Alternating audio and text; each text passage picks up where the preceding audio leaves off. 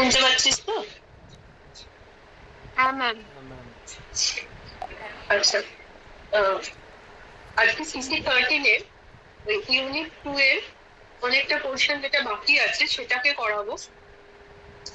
Unit 2 থেকে আমরা employee attitude, job satisfaction, organisational commitment, OCD আর ওয়ার্ক মোটিভেশনের মধ্যে মাসলো, ম্যাকলিনন, হার্সবার্গ এগুলো পড়ে ফেলেছি।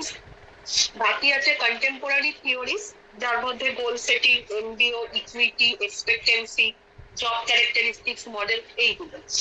তো এগুলার যে পড়বো। জব রিডিজাইনটা আমরা পড়বো না। ইউনিট 2 থেকে শুধু বাদ দেব জব রিডিজাইন। মাথায় থাকবে, ইউনিট 2 থেকে জব রিডিজাইন বাদ দেব। আদারওয়াইজ আর যা মোটিভেশনের থিওরিজ রয়েছে, কন্টেম্পোরারি থিওরিজ যেমন goal setting theory, MBO, equity, expectancy, job characteristics model, ওগুলোতে পড়ে ফেলবো। তো আমরা মোটামুটি ওয়ার্ক মোটিভেশনের মধ্যে, কন্টেন্ট থিওরির মধ্যে মাসলো, হার্সবার্গ, আল্ডারফার, ম্যাকলিনন এদের থিওরিজ গুলো পড়েছি। এবার এর মধ্যে আরেকটাও পড়ে, সেটা হচ্ছে জব ক্যারেক্টারিস্টিক্স মডেল। আগে সেটাতে যাব, দেন আমরা বাকিগুলোতে প্রসিড করব।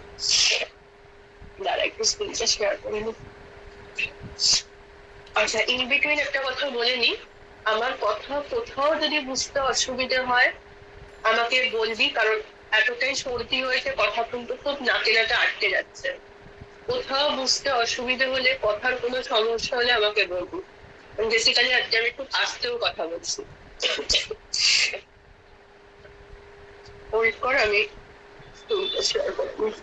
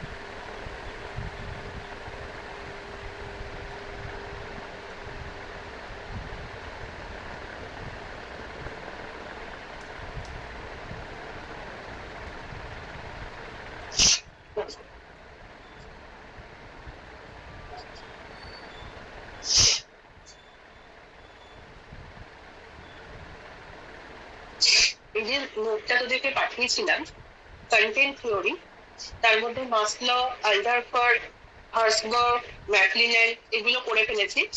জব ক্যারেক্টারিস্টিক্স মডেলটা আগে পড়াবো, বিকজ এটা হচ্ছে কন্টেন্ট থিওরির আন্ডারে আসবে।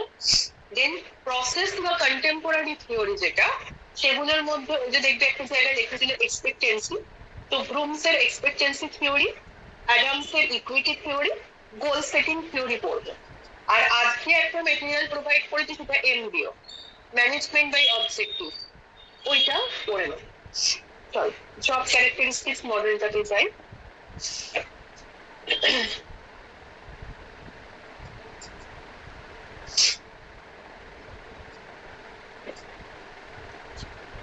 আচ্ছা, জব ক্যারেক্টারিস্টিক্স যে মডেলটা, নামটা থেকেই বুঝতে পারছিস যে এখানে ওয়ার্ক মোটিভেশনটা ডিপেন্ড করবে জবের কি ক্যারেক্টারিস্টিক্স তার উপর। এমপ্লয়ি প্রথমে বুঝবে যে জবটা কি ডিমান্ড করছে, জবের ক্যারেক্টারিস্টিক্স গুলো কি কি, সেই অনুযায়ী তাদের মোটিভেশন লেভেলটা ডিটারমাইন হবে। এই মডেলটা দিয়েছিলেন হ্যাকম্যান অ্যান্ড ওল্ডহাম 1976-এ। হ্যাকম্যান অ্যান্ড ওল্ডহ্যাম 1976-এ ওরা কি বলছেন, motivation, satisfaction, performance quality and withdrawal behavior such as absenteeism and turnover are a function of three physical psychological states: experience, meaningfulness, responsibility for outcome and knowledge of result. তার মানে এখানে এই থিওরির main বক্তব্য হচ্ছে যে এমপ্লয়িজদের যে মোটিভেশন, জব রিলেটেড যে স্যাটিসফ্যাকশন বা এই অনুযায়ী তারা যে পারফরমেন্সটা দিচ্ছে তার কোয়ালিটিটা কেমন, বা যদি কারো জব স্যাটিসফ্যাকশন না হয়, ওয়েল মোটিভেটেড যদি কেউ না থাকে, তার কিছু উইথড্রন বিহেভিয়ার থাকবে, যেমন জবটাকে কুইট করে দেওয়া, মিস টার্ন ওভার করা বা অ্যাবসেন্ট করা জবে। এইগুলো কিছু সাইকোলজিক্যাল ফ্যাক্টর ক্রিটিক্যাল স্টেট এমপ্লয়ের মধ্যে কাজ করবে, যেটার আউটকাম একটা কিছু বেরিয়ে আসবে, এক্সপিরিয়েন্স মিনিংফুল একটা আউটকাম, রেসপন্সিবিলিটি ফর আউটকাম বেরিয়ে আসবে, নলেজ অফ রেজাল্ট বেরিয়ে আসবে। এবার এই এক্সপিরিয়েন্স মিনিংফুল ব্যাপারটাতে যেটা বলছে যে এখানে তিনটে কোর জব ক্যারেক্টারিস্টিক্স রয়েছে। যদি আমি জবটাকে প্রপার ওয়েতে প্রপার বিহেভিয়ার করতে চাই, তাহলে জবটা সম্পর্কে যে আমার মিনিংফুল এক্সপিরিয়েন্স বিহেভিয়ারটা হবে, সেটার পেছনে তিনটে কোর জব ক্যারেক্টারিস্টিক্স কাজ করে: skill variety, task identity, task significance. Skill variety মানে হচ্ছে being challenged to use a variety of one's capability। মানে স্কিল ভ্যারাইটি, একটা এমপ্লয়ের মধ্যে কতগুলো স্কিল রয়েছে এবং সেই পার্সনটা কোনো কাজ করার জন্য কতটা capable, that is the skill variety. Task identity, task identity মানে হচ্ছে এমপ্লয়িটা কাজটাকে বুঝে কতটা ভালো করে ফিনিশ করতে পারছে, শুরু থেকে শেষ অবধি কতটা এফেক্টিভ ওয়েতে টাস্কটাকে বুঝে আইডেন্টিফাই করে কাজটা করতে পারছে, that comes under the task identity. Next, task significance. Task সিগনিফিকেন্সে এখানে এমপ্লয়িকে বুঝতে হবে যে কাজটার কতটা গুরুত্ব রয়েছে inside and outside the organisation, অর্গানাইজেশনের ভেতরেও কতটা গুরুত্ব টাস্কটার, এবং আউটসাইড দ্য অর্গানাইজেশন যেখানে কাস্টমারের সাথে ডিলিং হবে, সেখানেও যে টাস্কটা সে করছে সেটা কতটা গুরুত্বপূর্ণ। এই তিনটে জিনিস মানে একটা এমপ্লয়ির স্কিল, যে টাস্কটা করছে সেই টাস্কটাকে ভালো করে আইডেন্টিফাই করা, অ্যাজ ওয়েল অ্যাজ টাস্কটাকে সিগনিফাই হিসেবে মানে গুরুত্ব দিয়ে দেখা, এই তিনটে যখন ক্লিয়ার হবে একজন এমপ্লয়ের কাছে, তখন তার এক্সপিরিয়েন্স হবে একটা মিনিংফুলনেস এক্সপিরিয়েন্স, মানে সে জবটা সম্পর্কে ওয়েল অ্যাওয়ারনেস তার মধ্যে তৈরি হবে। এবার যেটা বলছে রেসপন্সিবিলিটি আউটকাম কি, experience responsibility is thought to be shaped by job characteristics of autonomy, মানে সে কতটা ফ্রিডমলি কাজটা করতে পারছে। অনেক সময় দেখা যায় যে এমপ্লয়িরা নিজেদের মতন কাজ করতে পারে না, সব সময় তাদেরকে কেউ না কেউ সুপারভাইজ করছে, হয়তো তাদের প্রচন্ড স্কিল রয়েছে, ক্রিয়েটিভিটি রয়েছে, জবটা বুঝতে পারছে কিভাবে করতে হয়, তাও ওপরে ছড়ি ঘোরানোর মতন কেউ না কেউ সবসময় টিকটিক করে যাচ্ছে, বা কেউ ভিজিলেন্স এর মতন তাদের পেছনে পড়ে রয়েছে।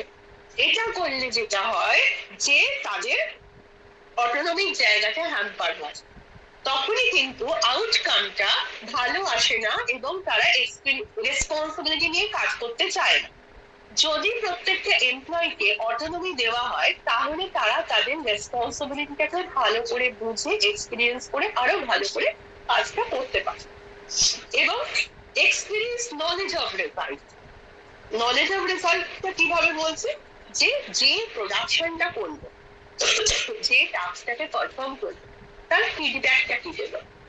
যদি ভালো কোয়ালিটি প্রোডাকশন হয়, তাহলে ফিডব্যাকটা ভালো পাচ্ছে, এমপ্লয়ি আরো ভালো ক্রিয়েটিভ ওয়েতে কাজ করার চেষ্টা করবে। তাহলে এখানে কম্পোনেন্ট কি কি দাঁড়াচ্ছে, কম্পোনেন্ট গুলো যেটা দাঁড়াচ্ছে মেনলি এক্সপিরিয়েন্স মিনিংফুলনেস, যার মধ্যে skill variety, task identity, task significance, experience responsibility যার মধ্যে autonomy, experience knowledge of result যার মধ্যে ফিডব্যাক রয়েছে।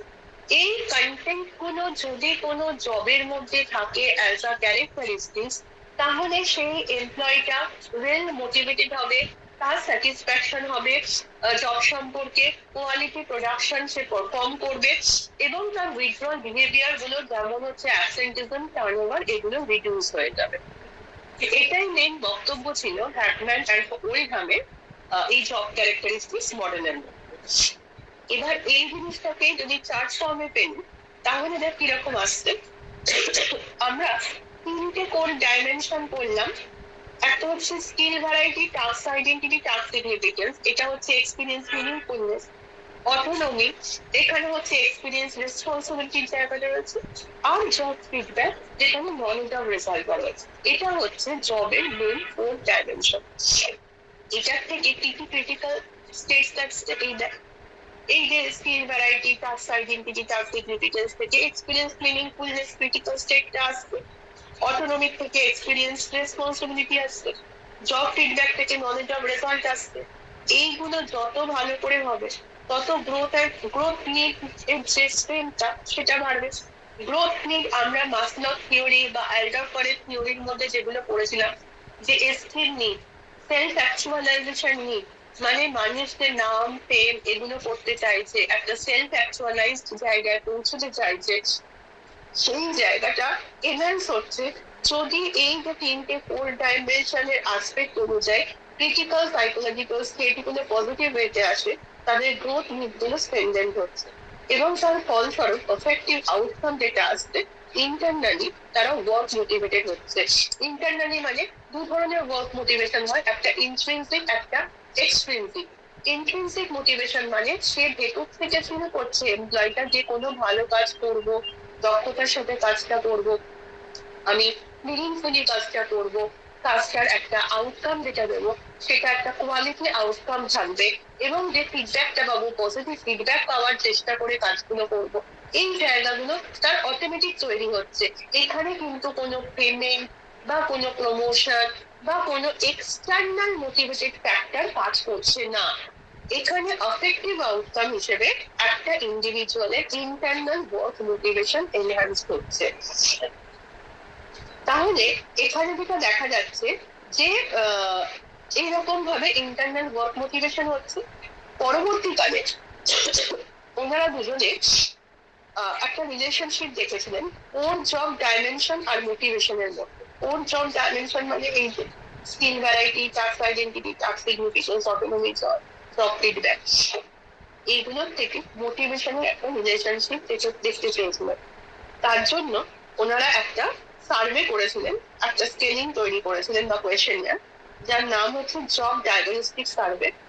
সেখানে যেটা বেরিয়ে এসেছিল যে ইন্ডেক্স একটা ফ্যাক্টর, যেটার নাম ওনারা দিয়েছিলেন motivating potential score, amps. Motivating potential score, এই মোটিভেটিং পোটেনশিয়াল স্কোর মানে তার মধ্যে কতটা পোটেনশিয়ালিটি রয়েছে ইন্টারনাল ওয়ার্ক মোটিভেশনে, যেটা ওনারা ওর জব ডাইমেনশন এবং মোটিভেশনের রিলেশনশিপ দেখতে গিয়ে জব ডায়াগনস্টিক সার্ভে থেকে আইডেন্টিফাই করেছিল। যেটা হচ্ছে NPS equals to skill variety plus task identity plus task significance, এইটা into autonomy into feedback divided by 3, তিনটে কোর ডাইমেনশন ডিভাইডেড বাই 3 করে ওনারা বলছেন যদি সামারি ইন্ডেক্সটা জব পোটেনশিয়ালের জন্য হাই থাকে তাহলে পিপলদের পজিটিভ আউটকাম বেরোবে, মানে তারা ইন্টারনালি মোটিভেট। আর যদি এর ক্যালকুলেশনের রেজাল্টটা খুব লো বেরোয়, লো স্কোর হয়, তাহলে আমাদের বুঝতে হবে যে জব ক্যারেক্টারিস্টিক্স মডেলগুলোর সাথে আর মোটিভেশনের সেরকম কোনো সম্পর্ক ওই এমপ্লয়টার মধ্যে পাওয়া যায়নি। ঠিক আছে, এটা হচ্ছে তোর জব ক্যারেক্টারিস্টিক্স মডেল। বোঝাতে পারলাম? একটু রিপ্লাই করিস। হ্যাঁ ম্যাম। আচ্ছা,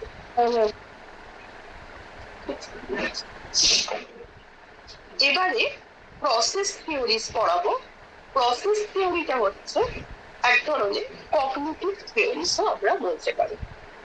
আমরা আগের ক্লাস বা আজকের ক্লাসের জব ক্যারেক্টারিস্টিক্স মডেল যেগুলো দেখলাম সেটা হচ্ছে সব কন্টেন্ট থিওরিজ। মানে যদি মাসলা থেকে ধরি, মাসলার যে নিডস এর কন্টেন্ট গুলো ছিল, বেসিক নিড, সিকিউরিটি নিড, তারপর হচ্ছে তোর love belongingness need, esteem, self actualisation. অ্যালডারফারের মধ্যে হচ্ছে এক্সিস্টেন্স, রিলেটেডনেস, গ্রোথ নিড। ম্যাকমিলানের মধ্যে হচ্ছে need for achievement, need for power, need for appreciation. আবার জব ক্যারেক্টারিস্টিক্স মডেলের মধ্যে তোর পড়ে যাচ্ছে task variety, task identity, autonomy, job feedback, এইগুলো পড়ে যাচ্ছে। মানে প্রত্যেকটা বলতে চেয়েছেন ওনারা যে যে কন্টেন্ট বা যে ফ্যাক্টর গুলো ইন্ডিভিজুয়ালকে মোটিভেট করে টুয়ার্ডস দেয়ার জব, সেখানে তারা ইন্টারনালিও মোটিভেটেড হয়েছে, কখনো কখনো আবার এক্সটার্নালিও মোটিভেটেড হয়েছে। আবার হার্সবার্গের থিওরির মধ্যে আমরা মোটিভেটর ফ্যাক্টর, তারপর হাইজিন ফ্যাক্টর, এগুলো দেখেছি, যেখান থেকে আইডেন্টিফাই করতে পেরেছি যে কোন ফ্যাক্টর গুলো একটা এমপ্লয়কে জবের জন্য স্যাটিসফাই করে, কোন ফ্যাক্টর গুলো ডিসস্যাটিসফাই করে, এগুলো পড়েছি। তো সবটাই হচ্ছে কন্টেন্ট, উপাদান বা ফ্যাক্টর, যেগুলো তাদের মধ্যে মোটিভেশন ক্রিয়েট করছে। বাট এই কন্টেন্ট গুলো কিভাবে কাজ করে, ঠিক আছে, কগনিটিভলি কিভাবে প্রসেস করে তার আউটকামটা ওয়ার্ক মোটিভেশনের মধ্যে আসে, সেটা নিয়ে ডিসক্রাইব করা হয়েছে প্রসেস থিওরির মধ্যে। তোদেরকে আমি মনে হয় বলেছিলাম কিনা মনে করতে পারছি না। ধর আমি যখন একটা চা তৈরি করছি, চা তৈরি করার জন্য আমাদের ইনগ্রেডিয়েন্টস গুলো হচ্ছে জল, চা পাতা, চিনি, দুধ, যা যা লাগবে সেগুলো ইনগ্রেডিয়েন্টস। ওভেন লাগছে, আগুন জ্বালানোর জন্য জিনিস, লাইটার লাগছে, এগুলো আমার ইনগ্রেডিয়েন্টস বা কন্টেন্ট। এই কন্টেন্ট গুলোকে একসাথে পাশাপাশি রেখে দিলে আমরা কিন্তু কখনোই চা পাবো না। মানে কন্টেন্ট থিওরির মধ্যে বিভিন্ন কন্টেন্ট গুলোকে আইডেন্টিফাই করা হয়েছে যেগুলো ওয়ার্ক মোটিভেশনের ক্ষেত্রে কাজে লাগছে, বাট কিভাবে কাজ করছে, কিভাবে জলটাকে ফুটিয়ে চা পাতা চিনি দিয়ে ফোটানোর পরে দুধ দিয়ে কিভাবে চাটা সার্ভ হচ্ছে, সেই প্রসেসিংটা যখন দেখানো হচ্ছে, সেটা ওয়ার্ক মোটিভেশন থিওরির মাধ্যমে দেখানো হয়েছে।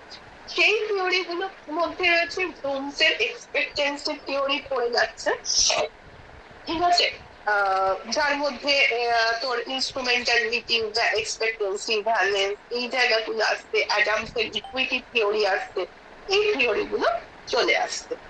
তো আমরা প্রসেস থিওরির মধ্যে প্রথমে আমরা যেটা দেখবো ব্লুমসের এক্সপেক্টেন্সি থিওরি।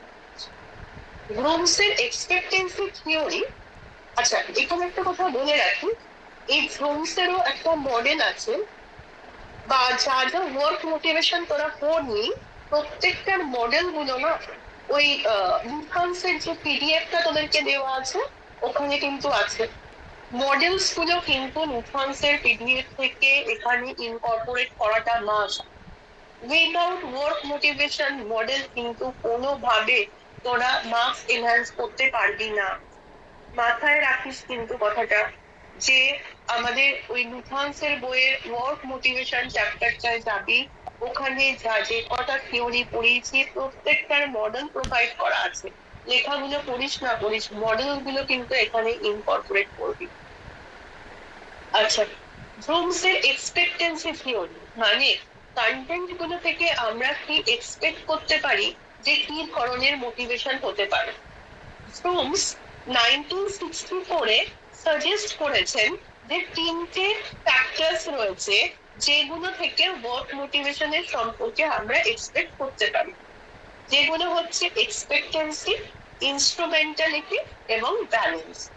এই তিনটে মাল্টিপ্লাইড ওয়েতে কাজ করলে তবেই মোটিভেশন হয়। এক্সপেক্টেন্সি মানে যেটা বলছে, one's estimate that effort will lead to successful performance. Expectancy এটাই বলতে চাইছে যে একটা ভালো পারফরমেন্স দিতে গেলে কতটা এফোর্টের প্রয়োজন আছে সেটা এস্টিমেট করা।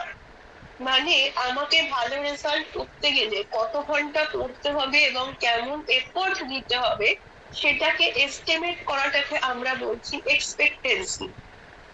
ইনস্ট্রুমেন্টালিটি মানে কি, one's estimate that performance will result in a certain outcome or reward. এবার আমাকে এস্টিমেট করতে হবে যে আমি যে পারফরমেন্সটা করছি সেই পারফরমেন্সের আউটকাম কি হতে পারে এবং অ্যাজ আ রিওয়ার্ড আমি কি পেতে পারি। আর ব্যালেন্সে বলছে the extent to which expected outcome are attractive or unattractive. এবার হচ্ছে যে আউটকামটা পেলাম সেটা কতটা আমার ভালো লাগার হলো বা খারাপ লাগার হলো, মিনস সেটা অ্যাট্রাকটিভ হলো কি আনঅ্যাট্রাকটিভ হলো সেই জায়গাটা। যেমন ধর, আমি তোদেরকে বললাম যে তোরা একটা কাজ কর, ওয়ার্ক মোটিভেশনের ওপর একটা প্রেজেন্টেশন তৈরি কর, পোস্টার প্রেজেন্টেশন। এবার তোরা ওই পোস্টার প্রেজেন্টেশনটার জন্য কাজ করতে শুরু করলি। এবার তোরা যখন ভালো করে পারফরমেন্স করার চেষ্টা করছিস, তাহলে তোরা এক্সপেক্ট করছিস যে কোন কোন জিনিস দিলে ওই পোস্টারটার মধ্যে জিনিসটা ভালো হতে পারে, কোন কোন পয়েন্টস গুলো ইনক্লুড করলে জিনিসটার প্রেজেন্টেশন ভালো হতে পারে। এগুলো আমরা বলছি, এইগুলোই হচ্ছে এক্সপেক্টেন্সি, যে কতটা ভালো কাজ দেবে। আর ইনস্ট্রুমেন্টালিটি যেটা বলছে যে এই যে কাজটা প্রেজেন্টেশনটা আমি করছি, পোস্টার প্রেজেন্টেশনটা, এটার আউটকামটা আমি এস্টিমেট যখন করছি, যে এটা কেমন হলো, নিজের থেকে যখন করছি এটা কেমন হলো, এটার মধ্যে রিওয়ার্ড আসবে কিনা, এগুলো যখন ভাবছি তখন ইনস্ট্রুমেন্টালিটি। আর যখন প্রেজেন্ট করলাম সেখান থেকে আমরা যদি পজিটিভ আউটকাম পাই, বা প্রেজেন্ট করেও আমরা দেখছি যে সেটা অ্যাট্রাক্টিভ হতে পারে বা আনঅ্যাট্রাক্টিভ হতে পারে, যে কোনো কিছু হতে পারে, সেটা হচ্ছে কি ব্যালেন্স। ঠিক আছে, আউটকামটাকে এখানে বলা হচ্ছে ব্যালেন্স। এই তিনটে যখন ঠিক ঠিকভাবে পজিটিভ ওয়েতে কাজ করবে, অবভিয়াসলি তখনই মোটিভেশন তৈরি হয়। আচ্ছা, এখানে এক্সাম্পল দিয়ে এই তিনটে কনসেপ্টকে বলেছে, একটু পড়তো। এক্সপেক্টেন্সি, ইনস্ট্রুমেন্টালিটি আর ব্যালেন্সের তিনটে প্যারাগ্রাফ একটু পড়তো তোরা, তারপরে আমি বাকিটা বোঝাচ্ছি।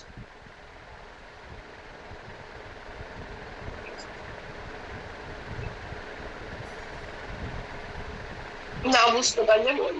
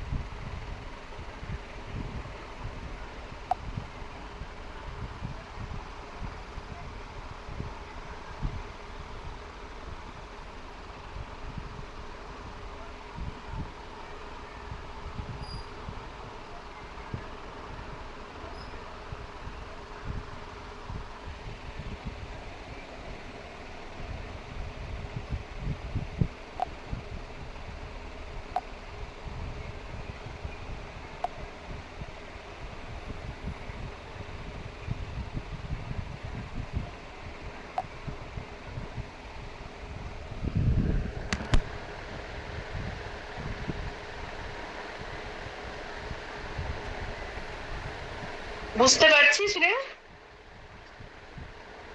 ম্যাম পড়া হয়ে গেলে সবার একটু বল, পরেরটা করবো বাকিটা। ম্যাম বুঝেছি। সবাই একটু রিপ্লাই করে দিস।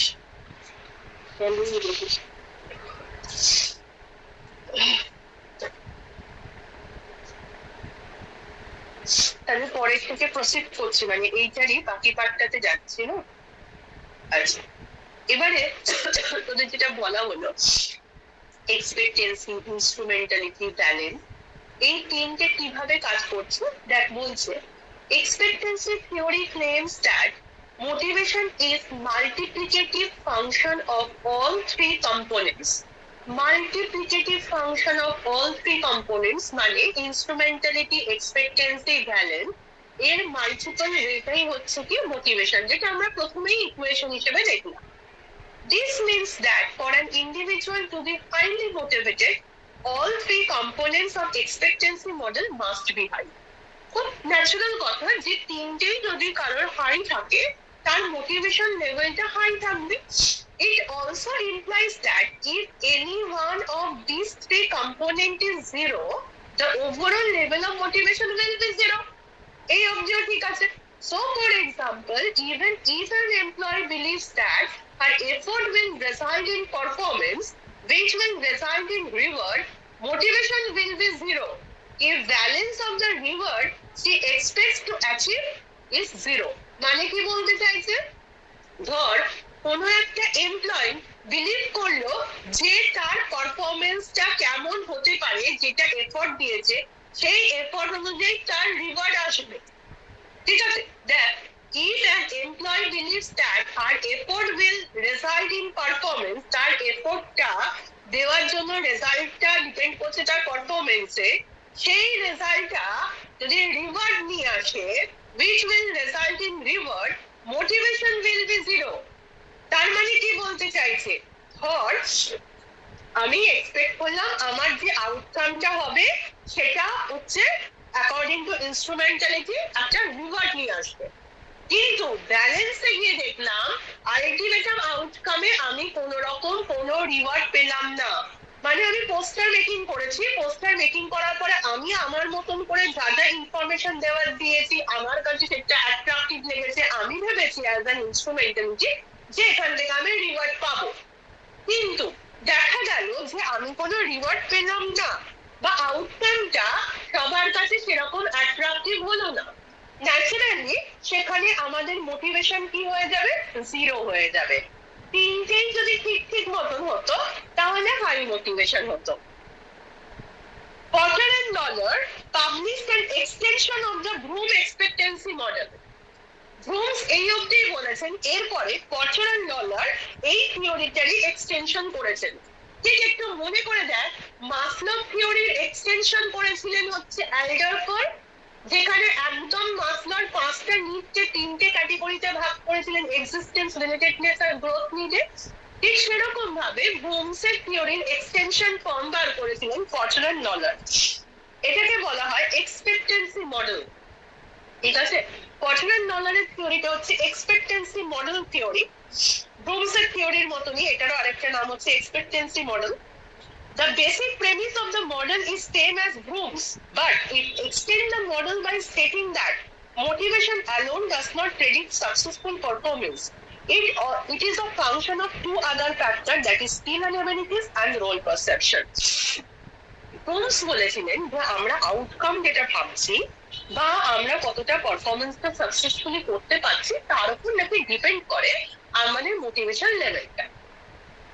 এই কথাটা ব্রুমসের এই অবধি কথা,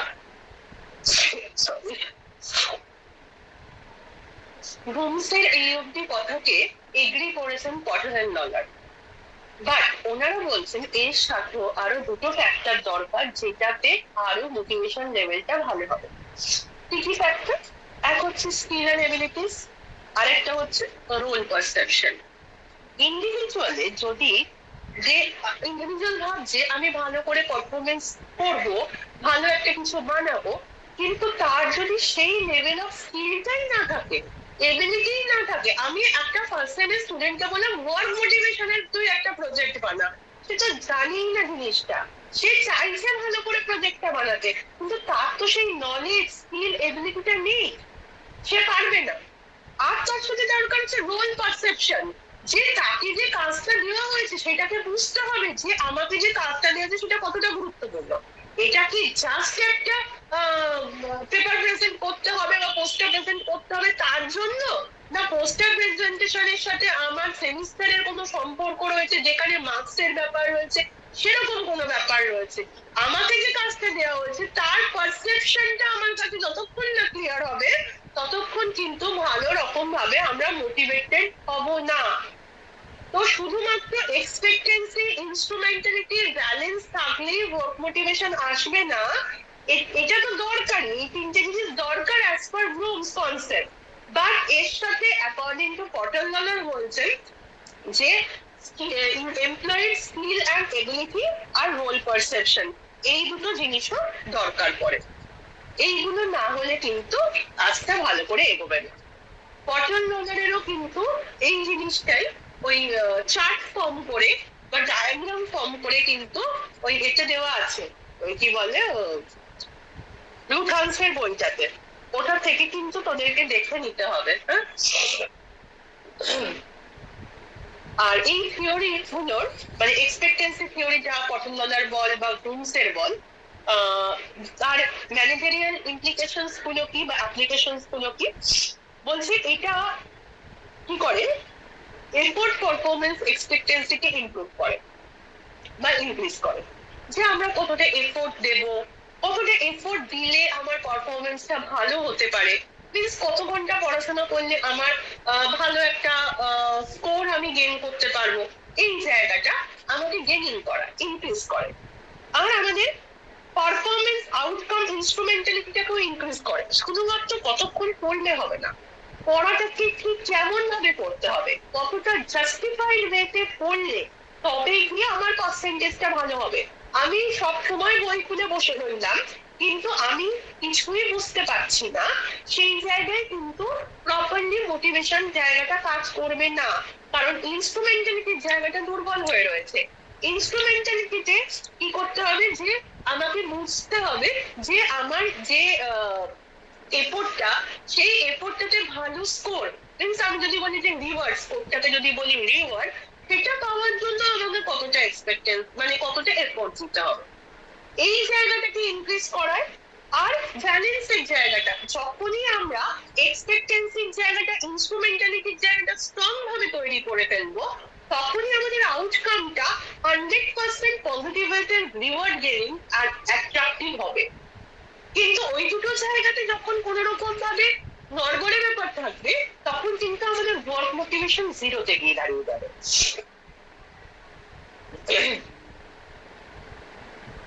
এটার একটা ইভ্যালুয়েশন বলেছে যে এই থিওরিটা তো পুরোপুরি প্রেডিকশনের উপর ডিপেন্ড করছে, সব সিচুয়েশনে এই থিওরিটা যে অ্যাপ্লিকেবল তা না, বাট এখানে সব থেকে যেটা মেন জরুরি, এমপ্লয়ীদের মধ্যে কতটা ডিসিশন মেকিং পাওয়ার আছে তারাই কিন্তু এই জায়গাটাতে আসতে পারবে।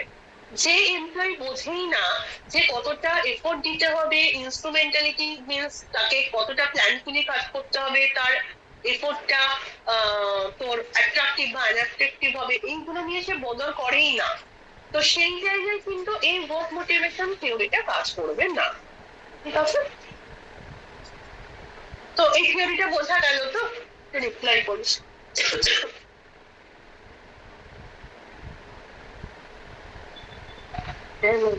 হ্যাঁ ম্যাম। আচ্ছা, এবার একটা হচ্ছে ইকুইটি থিওরি।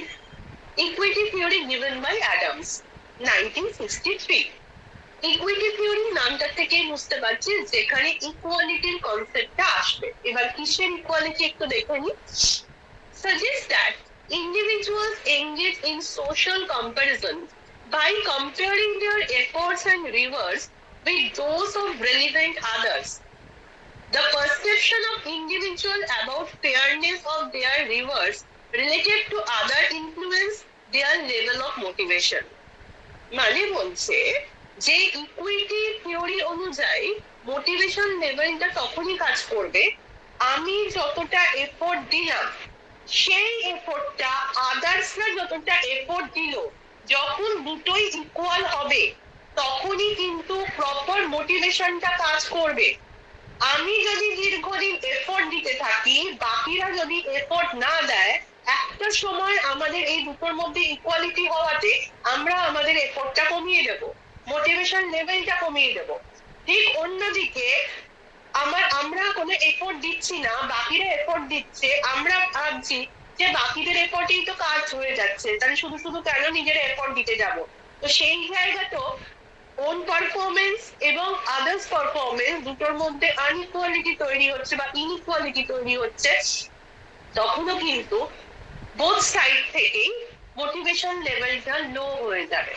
সো মোটিভেশন লেভেলটা প্রপার হওয়ার জন্য শুধু যে স্কিল, রোল পারসেপশন বা বাকি যা কিছু বললাম সবটাই ডিপেন্ড করছে যে একটা অর্গানাইজেশনে একজন ইন্ডিভিজুয়াল যে এক্সপেক্টেড রিওয়ার্ডটা ভাবছে, সেই রিওয়ার্ডটা সে যখন পাচ্ছে এবং বাকিরাও যখন সেটা পাচ্ছে, দুটোর মিলিত প্রয়াসে ইকুয়ালিটিতে কি হচ্ছে, মোটিভেশন হচ্ছে। একজন পারফরমেন্স দিয়ে যাচ্ছে, সে রিওয়ার্ড পাচ্ছে না, অথচ অন্যজনেরা পারফরমেন্স দিয়ে না দিয়ে রিওয়ার্ড পেয়ে যাচ্ছে। এখানেও আনইকুয়ালিটি তৈরি হয়ে গেলে ওয়ার্ক মোটিভেশন কাজ করবে না। এটাই ইকুইটি থিওরির মেইন বক্তব্য। ইকুইটি থিওরিতে যে জিনিসগুলো বলা হয়েছে সেলফ এন্ড আদার্স সম্পর্কে বলা হয়েছে।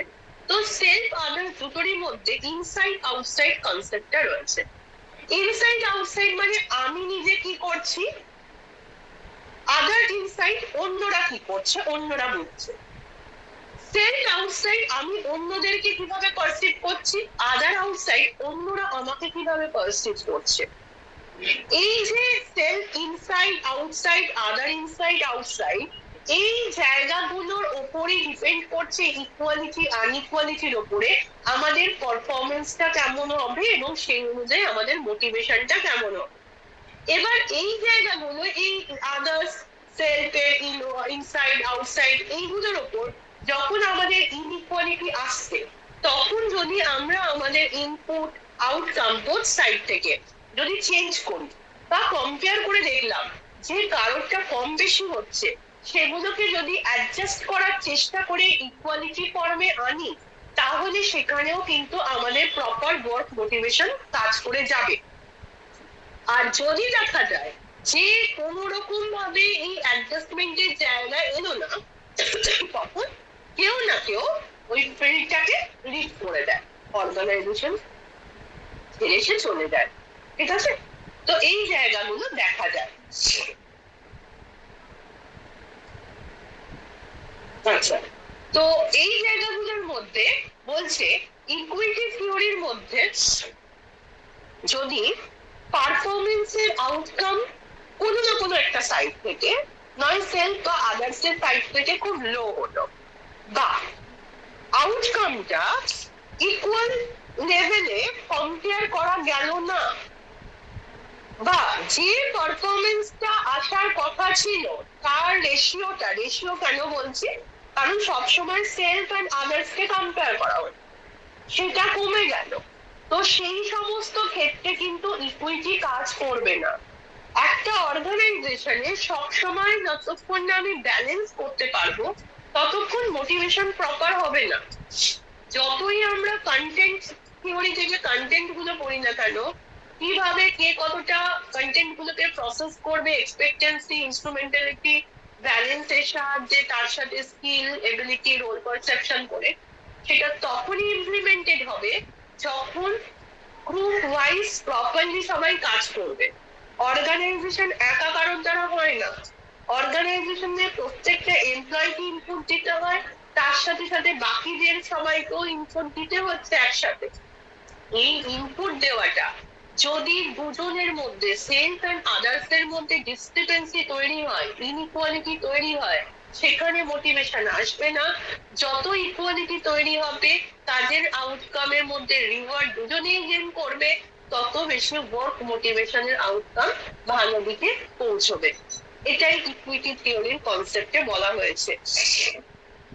আর ইকুইটি থিওরির কনসেপ্টে এর ইমপ্লিকেশনস গুলো হচ্ছে যে এখানে কাউকে যদি আমরা আন্ডার পে করি বা ওভার পে করি, সেগুলোতে একটা ইনইকুয়ালিটি আসছে। সেই জন্য কাজ বুঝে যদি আমরা কাজের পরিমাণ অনুযায়ী ঠিকঠাক পেমেন্ট করি, কেউ কাজ করছে না তাকে ওভার পে করছি, কেউ কাজ করে যাচ্ছে তাকে আন্ডার পে করছি, এগুলো করলে ইনইকুয়ালিটি আসছে। তো ইকুয়ালিটির জায়গাটা যখনই আমাদের ক্লিয়ার হয়ে যাবে, তখনই আমরা কিন্তু এগুলো অ্যাভয়েড করতে পারবো, আন্ডার পেমেন্ট ওভার পেমেন্ট গুলো অ্যাভয়েড করতে পারবো। এবং তার সাথে সাথে আমরা এমপ্লয়ীদের কাছ থেকে যদি ওপেন অ্যান্ড অনেস্ট রিভিউ নিই যে কে কিরকম কাজ করছে, নিজেই বা আমি কতটা কাজের ইনপুট দিচ্ছি, সেইগুলো যত ভালো করে আমরা বুঝতে পারবো, ইকুইটির জায়গাটা তত ভালো হবে। মানে একসাথে মিলেমিশে কোহেসিভ ওয়েতে কাজ করাটাই হচ্ছে কি ইকুইটি থিওরির মেন বক্তব্য জায়গাটাতে যাচ্ছে। আর ইকুইটি থিওরি বলছে সাকসেসফুল তখনই হবে যখন ওয়ার্ক প্লেসের মধ্যে জাস্টিস থাকবে। আর ওয়ার্ক প্লেসের মধ্যে যদি প্রপার জাস্টিস না থাকে, অ্যাকচুয়ালি কোনো ওয়ার্ক প্লেসেই জাস্টিস থাকে না, কেউ না কেউ এফোর্ট দিয়ে যায়, কেউ সেই এফোর্টের ফায়দা নিয়ে চলে যায়। তো একটা এফোর্ট দিতে গেলে তখনই ভালো ওয়ার্ক মোটিভেশন বা অর্গানাইজেশন একটা ভালো জায়গায় পৌঁছতে পারবে যদি ইকুইটিটা বোথ সাইড থেকে থাকে, তাহলেই তারা পৌঁছতে পারবে, একটা ভালো অর্গানাইজেশন হিসেবে নিজেকে স্টেবল করতে পারবে এবং প্রত্যেকটা এমপ্লয়ের মধ্যে ওয়ার্ক মোটিভেশন প্রপার লেভেলে আসবে। ঠিক আছে, বুঝতে পারলি তো?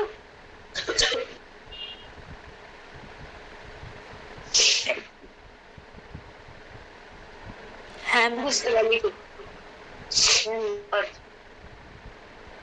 আচ্ছা, এবারে পড়াবো হচ্ছে গোল সেটিং থিওরি। হ্যাঁ,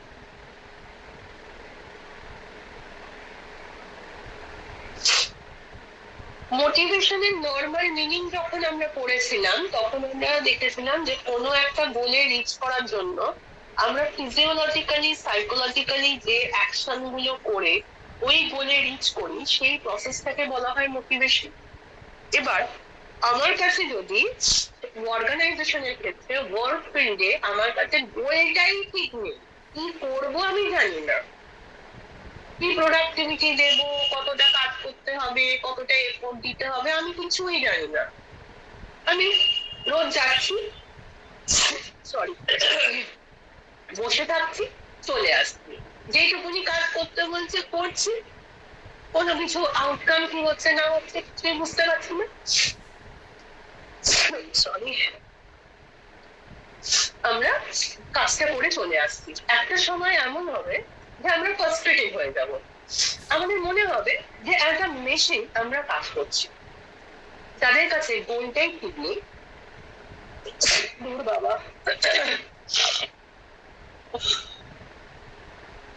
যাদের কাছে গোলটাই ঠিক নেই, গোলটা প্রপারলি সেট করা নেই, তারা কিন্তু সেই জায়গায় তাদের ওয়ার্ক মোটিভেশনের আউটপুটটা প্রপারলি আসবে না। তো ওয়ার্ক মোটিভেশন প্রপার করতে গেলে আমাদের গোলটাকে সেট করার দরকার আছে। গোল সেটিং থিওরিটা প্রাইমারিলি দিয়েছিলেন লক এবং ল্যাথম 1994। বেশি দিনের পুরোনো থিওরি নয়, খুব recent theory goal setting theory, যেখানে গোল সেটিং এর কথাটা বলা হয়েছে। মানে যদি ইন্ডিভিজুয়াল কোনো গোলকে চ্যালেঞ্জ হিসেবে স্পেসিফিক ভাবে না নিতে পারে এবং তার রেজাল্ট কি হবে, ফিডব্যাক কি হবে, এই সম্পর্কে যদি একটা প্রেডিকশন না থাকে, তাহলে কিন্তু মোটিভেশনের লেভেলটা ডিটোরিয়েট করবে। তো এই গোল সেটিং এর জন্য যে বেসিক কম্পোনেন্টস গুলো রয়েছে, এটা হচ্ছে গোল অ্যাকসেপ্টেন্স, স্পেসিফিসিটি, চ্যালেঞ্জ আর হচ্ছে কি ফিডব্যাক।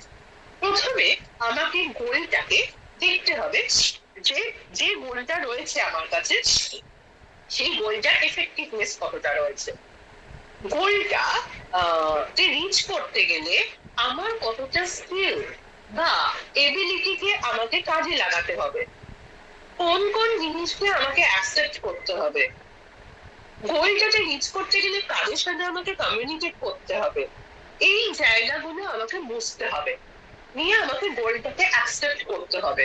যেহেতু গোল সেটিং, গোল অ্যাকসেপ্ট করার পরে আমাকে স্পেসিফাই ওয়েতে কাজ করতে হবে যে অনেক কিছু তো ভাবনা চিন্তা করলাম, ঠিক কোন স্পেসিফাইড ওয়েতে চিন্তা ভাবনা করলে আমরা একদম গোলে রিচ করতে পারবো, সেটাতে ভাবনা চিন্তা করার জায়গা আসছে। তার জন্য একটা পার্সনকে যেটা করতে হবে, ডু ইউর বেস্ট। নিজের কাজ যেটা করছে, যেটা এফোর্টটা দিচ্ছে, সেটা বেস্ট এফোর্ট দিয়ে যেতে হবে, পার্টিকুলারলি ওই গোলে রিচ করতে গেলে।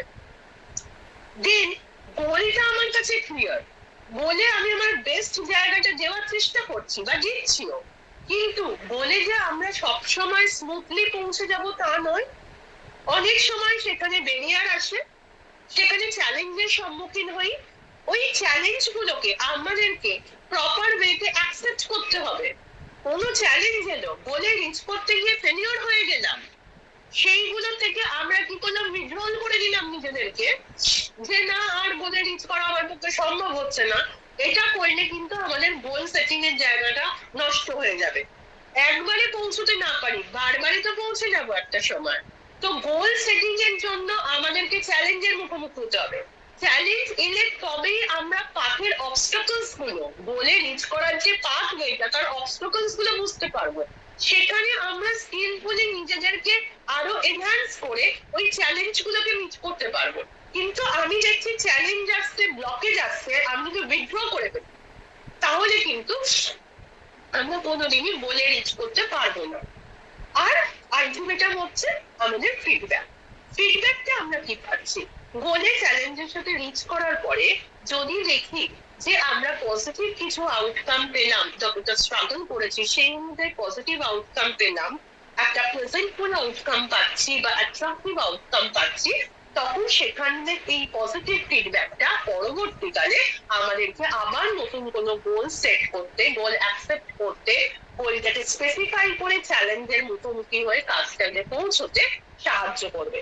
এই যেমন মোটিভেশন সাইকেল কাজ করে, এই ফিডব্যাক যদি পজিটিভ হয়, মিনস ফিডব্যাকটাকে যদি আমরা নিড স্যাটিসফ্যাকশন ধরি, সেটা যদি হয়, তখন সেই নিড স্যাটিসফ্যাকশন বা সেই পজিটিভ ফিডব্যাকটা আবার একটা নতুন গোল সেট করতে আমাদের সাহায্য করবে।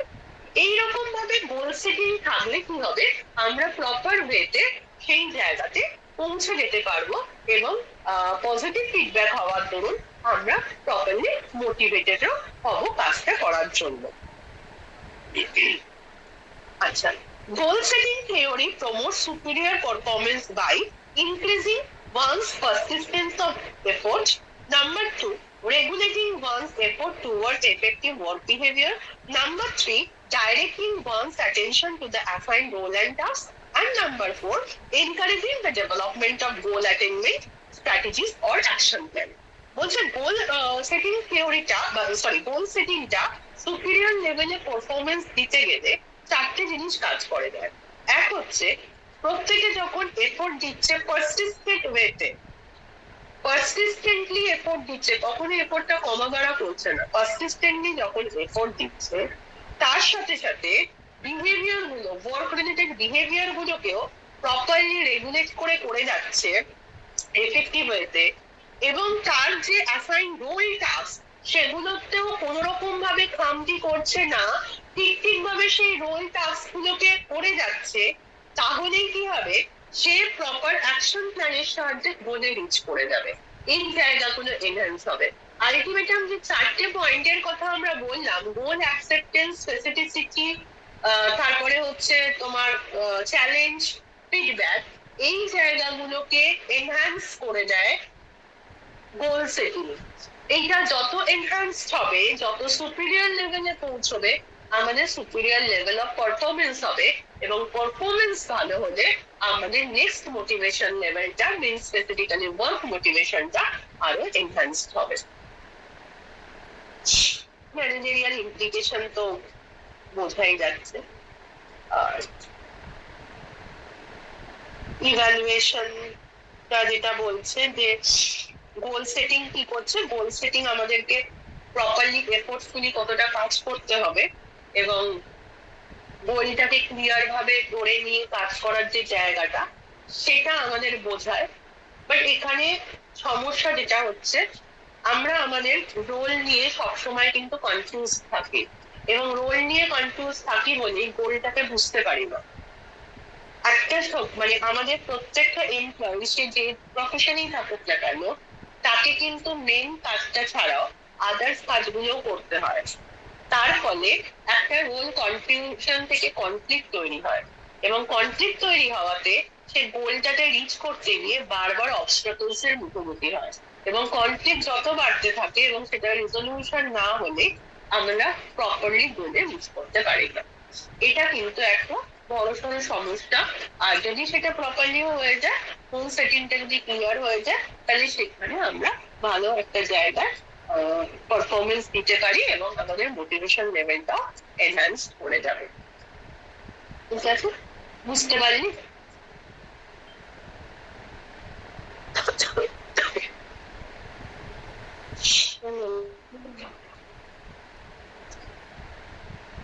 তাহলে এখান থেকে আমাদের যেগুলো ছিল জব ক্যারেক্টারিস্টিক্স মডেল, তারপরে হচ্ছে এখানে গোল সেটিং থিওরি, ইকুইটি, এক্সপেক্টেন্সির মধ্যে দুটো, প্রুফস, পটললার, এই জায়গাগুলো হয়ে গেল। ঠিক আছে, এবার আমরা যাবো এমবিও। ঠিক আছে, এমবিওটা পড়বো, শুধু বাদ দিচ্ছি কি জব রিডিজাইনটা। আর বা আবারও বলছি যে হাউস থেকে কিন্তু মডেল গুলো নিয়ে নিবি, রিইনফোর্সমেন্ট থিওরি আমাদের লাগবে না।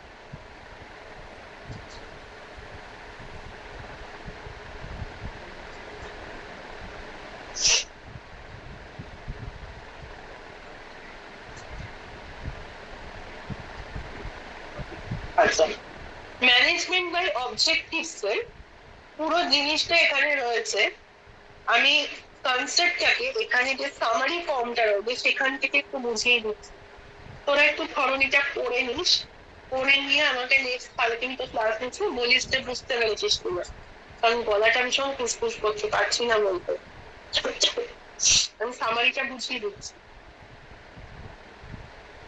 আশা করি বুঝতে পারবি। এমবিওর যে কনসেপ্ট, এমবিওর ফুল ফর্ম হচ্ছে management by objectives.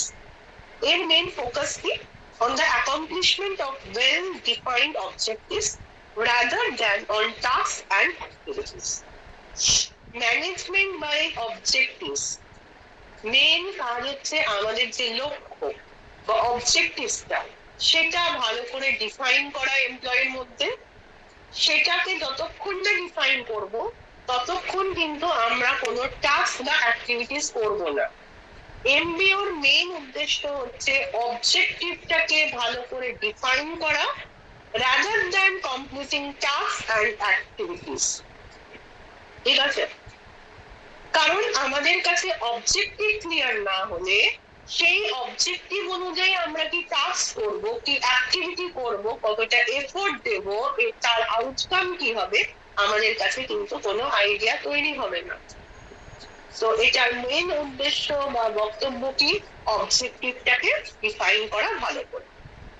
It is based on the premises of self-direction and self-control.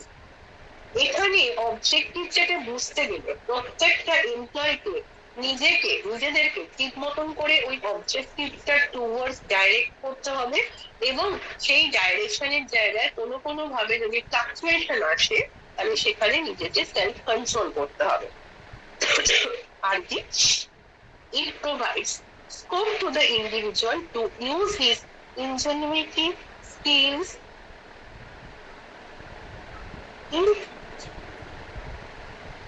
normativeness and creativity. মানে বলছে যে এটা এই থিওরির মেইন বক্তব্যটা হচ্ছে যে এই যে সেলফ কন্ট্রোল আমরা করছি, সেলফকে যে আমরা ডাইরেক্ট করছি, তার জন্য আমাদের জেনুইননেসকে, স্কিলকে, ক্রিয়েটিভিটিকে, ইনোভেটিভনেসকে আমাদেরকে কি করতে হবে, কাজে লাগাতে হবে। কারণ আমরা অবজেক্টিভটা যখন ডিফাইন করব, অবজেক্টিভটা বুঝতে গেলে আমাদের কিন্তু অবশ্যই আমাদের স্কিলটাকে কাজে লাগাতে হবে, যে কি বলতে চাইছে। সেখানে জেনুইনলি যদি আমরা কাজটা করতে চাই তাহলে কতটা এফোর্ট দিতে হবে এটা আমাদেরকে আগে বুঝতে হবে। তো তার জন্য আমাদের নিজস্ব ইনজেনুইটি, স্কিল, ইনফরমেটিভনেস আর ক্রিয়েটিভিটিকে কাজে লাগাতে হবে। আর এখানে আমাদেরকে কিছু স্ট্র্যাটেজি, পলিসি ভাবনা চিন্তা করে ওই গোলে রিচ করতে গেলে বা অবজেক্টিভসকে রিচ করতে গেলে সেগুলোকে ভাবতে হবে। এবার এই যে আমরা বলছি কিছু স্ট্র্যাটেজি নেব, কিছু পলিসিস বা প্র্যাকটিসেস নেব এই গোলস মানে অবজেক্টিভটাকে ডিফাইন করার জন্য, তাহলে এটা এমবিওটা একটা প্রসেসে কাজ করবে। কিরকম ভাবে কাজ করবে বলছে, দেখ, objectives are determined within the framework of organizational purpose and philosophy। আচ্ছা, এটা এখানে আছে না,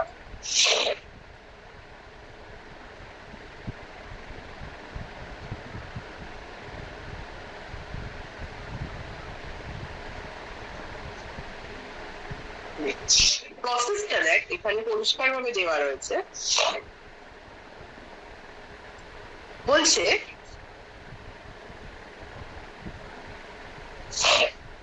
কিভাবে কাজ করছে, আমাকে প্রথমে বুঝতে হবে অবজেক্টিভটা ডিফাইন করতে গেলে অর্গানাইজেশনের পারপাস কি, অর্গানাইজেশনের মেন ফিলোসফি কি, এবং অর্গানাইজেশনের ওই পারপাস আর ফিলোসফিটাকে মেনটেন করার জন্য কি কি রিসোর্সেস রয়েছে আর কি কি কমতি রয়েছে, কনস্ট্যান্টস গুলো কি কি আছে, এইগুলোকে বুঝে তার সাথে আমাকে দেখতে হবে ওই অর্গানাইজেশন থেকে আমি কিছু অপরচুনিটি পাচ্ছি এবং অপরচুনিটির পাশাপাশি কি কি ব্লকেজ পাচ্ছি বা কনস্ট্যান্ট পাচ্ছি।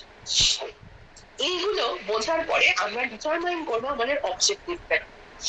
অবজেক্টিভকে ডিটারমাইন করার পরে আমরা সেই অবজেক্টিভটাকে রিচ করার জন্য কিছু স্ট্র্যাটেজি, পলিসি, প্রসিডিওর ঠিক করবো। এই অবজেক্টিভে পৌঁছতে গেলে কতটা কি বাজেট লাগবে সেগুলোকে ভাবনা চিন্তা করবো। তারপর ম্যানেজাররা কি করবে, ম্যানেজারিয়াল ডিসিশন নেবে এবং চিন্তা ভাবনা করবে ওই অবজেক্টিভে পৌঁছানোর জন্য কি কি টাস্ক পারফরমেন্স করতে হবে বা কি কি অ্যাকশন নিতে হবে। এইগুলো করার পরে আমরা একটা রেজাল্টে পৌঁছবো। রেজাল্ট থেকে যেটা আসবে, যে রেজাল্ট আমরা পেলাম, মিনস আমরা একটা অবজেক্টিভটাকে কিভাবে রিচ করবো তার একটা রেজাল্ট পেয়ে গেলাম। রেজাল্ট পেয়ে যাওয়ার পরেও সেটাকে ফাইনাল না করে আমাদেরকে সেটাকে ইভ্যালুয়েট করতে হবে। ইভ্যালুয়েট করার পরে যদি সেখানে কোনো মিস্টেক দেখা যায় সেটাকে কারেকশন করতে হবে। কারেকশন করার পরে আমাদের অবজেক্টিভটাকে অ্যাচিভ করতে হবে এবং অ্যাচিভ করলে আবার আমরা পরবর্তী একটা অবজেক্টিভসে গিয়ে পৌঁছতে পারবো। এইরকম ভাবেই সার্কুলার প্রসেসে কি হচ্ছে, আমাদের এমবিওটা প্রসেস করছে। আচ্ছা, এইরকমই বলছি যে তোদের ছক করে পড়লে কি হবে, জিনিসটা এফেক্টিভ হবে, বুঝতে পারবি। আচ্ছা, এর সাথে হচ্ছে bottom up top down objectives. যখনই আমরা কোনো অবজেক্টিভ ডিটারমাইন করব, গ্রাসরুট লেভেল থেকে আমাদেরকে সেটা ডিটারমাইন করতে হবে যে এটার বেসিক রুট কি, যে রুটটা ধরে এগোলে তবেই আমি আপে পৌঁছতে পারবো, সেই জায়গাটাকে আইডেন্টিফাই করাকে বলছে বটম আপ। আর টপ ডাউন মানে হচ্ছে আমার যে আলটিমেট গোল, সেই গোলটাকে পৌঁছানোর জন্য অ্যাট্রাকটিভনেস এর জায়গাটাতে দেওয়ার জন্য সেই টপ লেভেলটাতে কি এফোর্ট দেবো, সেই জায়গাটাকে ভাবনা চিন্তা যখন করে নিয়ে আমি তার রেজাল্ট নিয়ে ভাবছি, মানে টপে পৌঁছানো মানে আমার রেজাল্টটা আমি পাচ্ছি, সেই রেজাল্টটাকে ইভ্যালুয়েট করার জায়গাটাতে যখন আসছি সেটা হচ্ছে টপ ডাউন। বটম আপ হচ্ছে গ্রাসরুট লেভেলটাকে ধরা, মানে কি কি প্রপার্টিজ, কি কি জিনিস হলে তাহলে আমি গোলে রিচ করতে পারবো, সেটা হচ্ছে আমাদের বটম আপ। আর যেটা উপরে উঠতে সাহায্য করছে নিচ থেকে।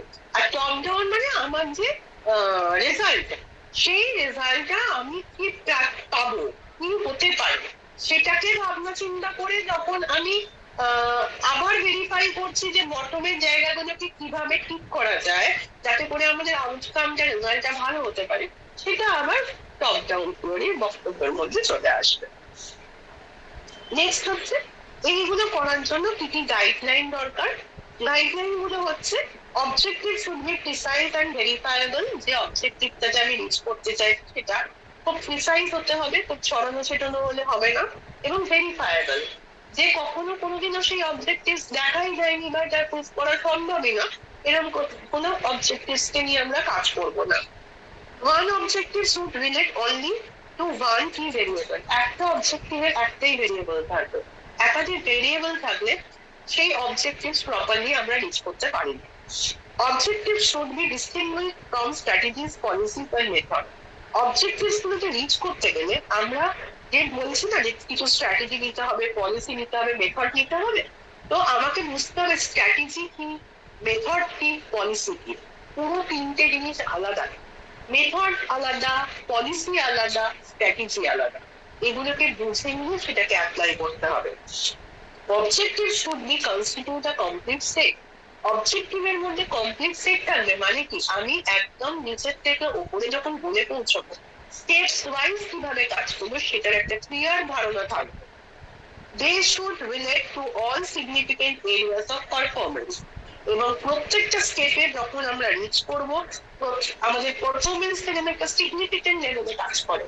যে একটা আনটাবলি কাজ করে দিলাম, একটা ইনসিগনিফিকেন্ট পারফরমেন্স করে দিলাম, সেটা আমরা করবো না। এবং unit and sub unit goal should be continue to enterprise objective.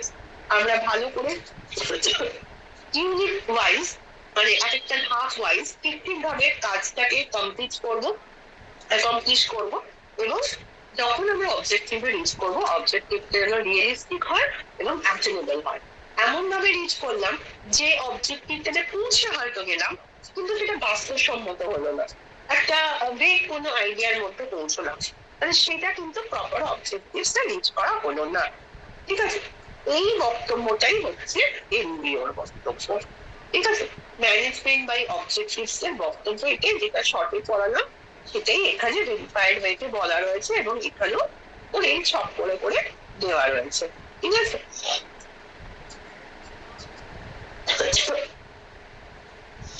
বুঝতে পারলি?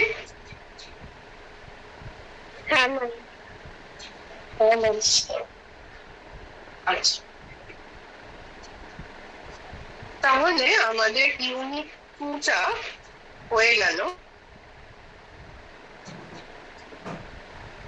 কালকে আমরা বরং ইউনিট 4টা শুরু করে দেবো। হ্যাঁ, তাহলে আমরা আমাদের সিসি 13টা মোটামুটি একটা অ্যাকমপ্লিশমেন্টের দিকে যাবে। কালকেও সেম টাইম 11টা। হ্যাঁ, পরপর ক্লাস থাকবে, তোদেরকে বলেই দিয়েছিলাম, মিস করতে পারিস তোরা। থ্যাংক ইউ ম্যাম, লিভ করলাম। হ্যাঁ, থ্যাংক ইউ ম্যাম। হুম, অনেক ঘুম আসিস আলু বাতো মাখো খাইয়ে রে মিষ্টি আছে খাবি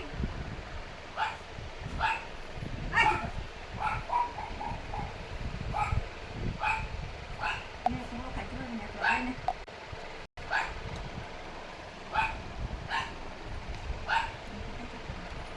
愛し方さえも君の匂いがした歩き方さえもその笑い声がしたいつか消えてなくなる